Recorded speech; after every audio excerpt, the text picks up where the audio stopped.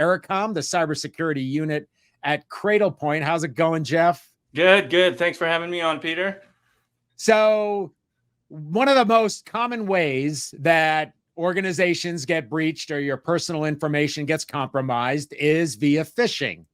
So I thought it'd be pretty cool to show what happens with our solution when a phishing email comes in, and then sort of the subsequent kind of actions that are taken after the fact, and then show a little bit about how it looks in the administrative GUI. You ready for that, Jeff? Sure. Yeah. Let's do it. All right. So I'm going to move you so you got your layout here. And I understand you got a urgent email, Jeff.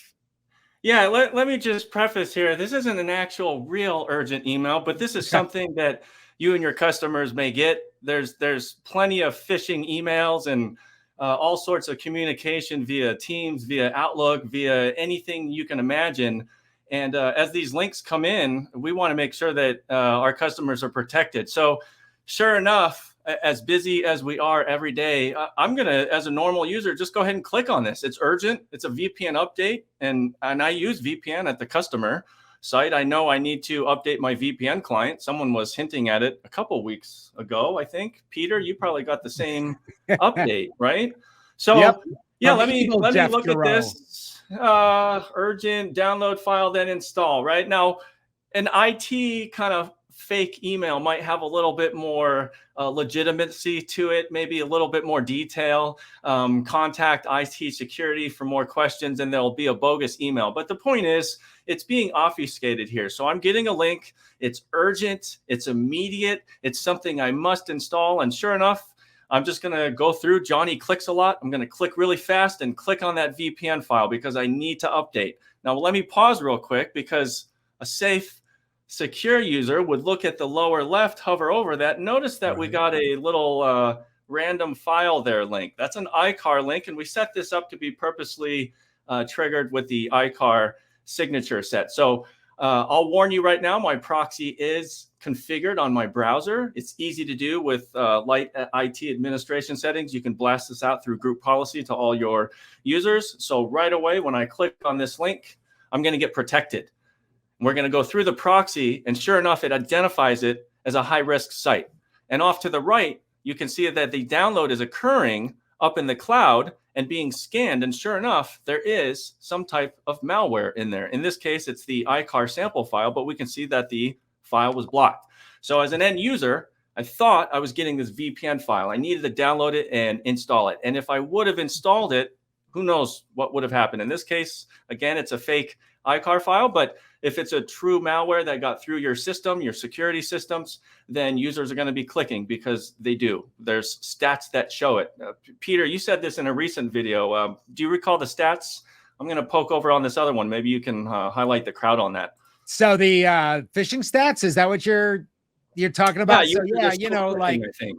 Yeah, even after all of the user training and things like that, it still seems that at least 5% of folks that are out there still got an itchy clicker finger to then, and you know, it happens too. You might be in a hurry, you might be stressed that day or whatever. And for those of you who don't know, iCar, which is EICAR.org, is actually a site by the European Institute for Computer Antivirus Research. And instead of using real malware, they kind of put a little signature in the files to allow you to test your antivirus software. So we're doing it the safe way. We don't want any active exploding malware happening. So just for your purposes, you know, if you need a file to just test your antivirus solutions, iCar.org is the place to go. So these are the logs, aren't they, Jeff? Yeah, definitely. Yeah, you can come in here right away, real time. I was testing this earlier. So if we hit refresh, you'll see that the latest hit that I just did, user one, of course, this is tied into the entire solution is IDP. I didn't mention that, but we tie into Okta and Azure. So your true credentials from your domain would come in. So if I logged in for real under my real tenant, I would have Jeff coming in, my website. And then sure enough, the type of action that was applied. And we can see that we were blocked by the antivirus scan. So there's a couple things too within all these logs that kind of help. And then we can also get a forewarning of what our policy would look like in terms of building a policy. So as we go up and analyze some sites, maybe we're not sure why that site was indeed blocked. We can go through and we have an analyzer to test our current policy before a user is subjected to the policy itself. So before you do rollouts, you can put some policies in.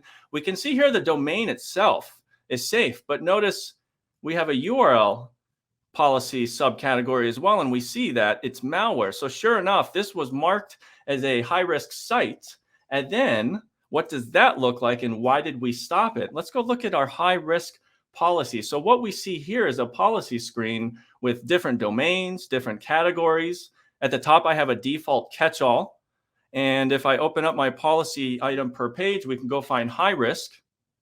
And we can point at the access policy for isolate. And what that does is gives us some additional browser control for clipboard. We can send the page into read only. So if there was some credentials that were trying to be entered on, say, iCar as a phishing site, we could keep your executive safe from blocking those credentials.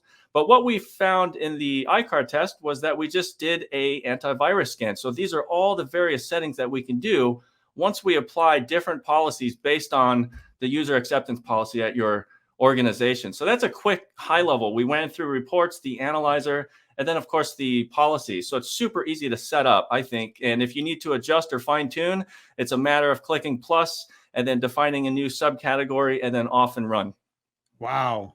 Pretty interesting demo. So we can, and then I think the other thing you talked about was like scanning files and that kind of stuff too, right? Yeah, sure. Let me hop over. We got another demo site for that. And we just plug this in for various demos with our customers, but the concept is the same. You could get a link that says, hey, go to this site and download these files to update your agents, right? In this case, we have a set of 10 different files, but this is the true power of isolation. Notice I haven't pointed this out, but I have this green frame bar up here and this other star asterisk. So this kind of identifies that we're in an isolation site. And if I want, I can fly out this debug panel for a little bit more info. And we could discuss that more in a deeper dive demo. Let me hide that for now. But maybe your use case is a recruiter and you're looking up Word documents for potential candidates and you get a link, right? Maybe you get a page and someone says, hey, download my resume. Well, this resume we know is a Word document and it says right here with an exe attached. So if I click on this, again, our cloud containers in isolation mode up in the cloud are going to scan this file and see that there's something not Word doc native about it, right? There's something inside. So it's ripping apart the file. It's sanitizing it right now with malware and antivirus scanners. And then we're going to go through and content, disarm, and reconstruct, CDR, those three things. And we're going to get delivered a clean Word doc file without any of the exe embedded. So now I can download this file, which already happened. If I go click on this file, I know that it is safe and there's no exe file within there. So that's the quick demo on that. And you can pretty neat go through various other file types like that. True file, whether it's an exe and someone's trying to fool the system by changing it to a txt. Right. So yeah, lots of different controls and security that we can apply there. And even macros and Excel files, which have been, nasties for over 20 years. Pretty cool stuff, Jeff. Really appreciate your time. Wow. Yeah, definitely. So, thanks for having me on. Read-only isolation. This is really we've been joking internally, like the only true zero trust is isolating the web content. And the more I see it, the more I believe that's true. Yep, no doubt. Cool. Well, appreciate your time, Jeff.